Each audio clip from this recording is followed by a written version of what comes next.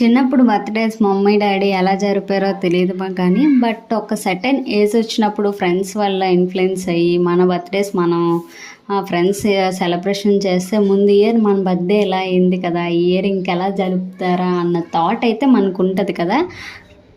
Birthday అనేది 1 ఇయర్కి ఒక్కసారే వస్తుంది, ఒక స్వీట్ మెమొరీ లాగా.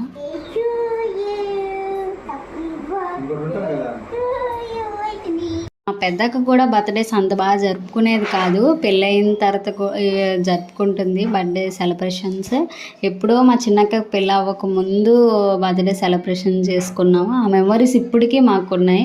సో అలానే ఇప్పుడు కూడా బర్త్డే సెలబ్రేషన్ చేసుకుంది. అమ్మా హ్యాపీ బర్త్డే టు యూ. మా పిన్ని ఛానల్ని సబ్స్క్రైబ్ చేయండి.